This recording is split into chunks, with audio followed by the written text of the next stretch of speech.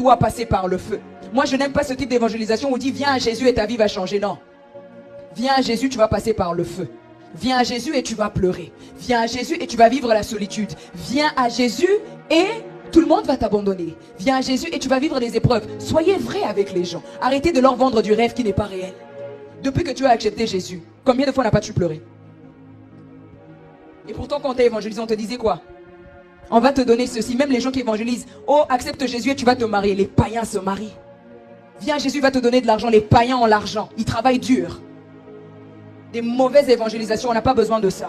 Les gens ont besoin d'écouter la vérité. Le chemin est étroit. Pas tout le monde peut passer par là.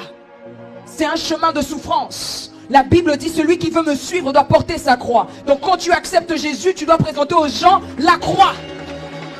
Présente aux gens le feu. Présente aux gens la forme qu'ils auront après le feu.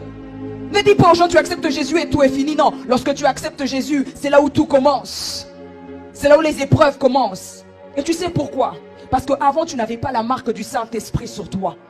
Tu étais dans le camp du diable. Il pouvait jouer avec toi, faire tout ce qu'il voulait. Mais une fois que tu acceptes Jésus, tu deviens son ennemi.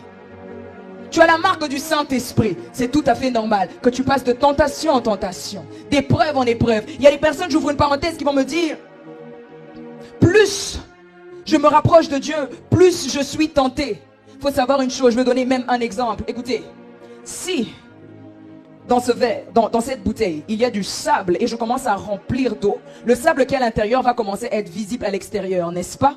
Mais plus je serai en train de remplir l'eau, le sable va disparaître. C'est tout à fait normal que tu voies de plus en plus cette faiblesse. Il y a une délivrance que Dieu est en train de faire en toi. Il est en train de te montrer que, écoute, je te fais passer par le feu parce que tu as telle faiblesse.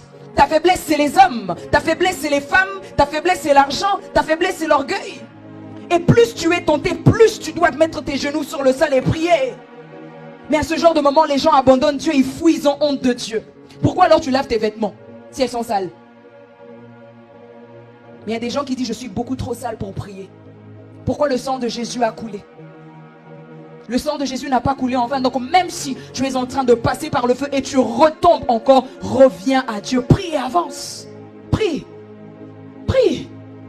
Il y a des personnes ici, vous avez tellement honte de Dieu. Tu peux me donner le nombre de péchés que tu as eu à faire cette année. Dieu n'est pas dans ça. Dieu ne regarde pas ça. Tu vois ce qui intéresse Dieu? C'est que tu puisses avoir la forme qui lui plaît. Que tu sois une source de bénédiction et que ton témoignage serve de leçon à toutes les personnes qui viennent à Christ. Donc le fait de me parler de tes péchés, ça ne me fait ni chaud ni froid, ni même au Créateur qui t'a créé. Raison pour laquelle je suis contre toutes les personnes qui aiment juger les gens. On a tous une histoire avec Dieu. On veut aller de gloire en gloire et avoir la forme qui plaît à Dieu, aller dans la perfection. On doit dire aux gens la vérité. Les gens sont flattés dans l'église de Dieu va te bénir, Dieu va t'élever. Avant tout ça, le feu. Parce qu'aujourd'hui, vous attendez seulement qu'on vous dise, ah, toi, je vois, Dieu va te bénir. Oui, mais avant que Dieu te bénisse, il y a le feu. Dieu doit travailler encore par le feu. Ces choses ne vont pas arriver comme ça. On ne veut pas cet évangile qu'on nous présente, cet évangile de facilité. C'est des mensonges. Et c'est à cause de ce genre de message que les gens fuient l'église parce qu'ils se rendent compte que ce qu'on les a présenté n'était pas réel. Moi, je vous dirai la vérité, marcher avec Dieu n'est pas facile. Il faut porter ta croix tous les jours. Si Christ est passé par là, qui es-tu pour échapper à cela? La Bible dit dans Luc que nul n'est plus grand que son maître.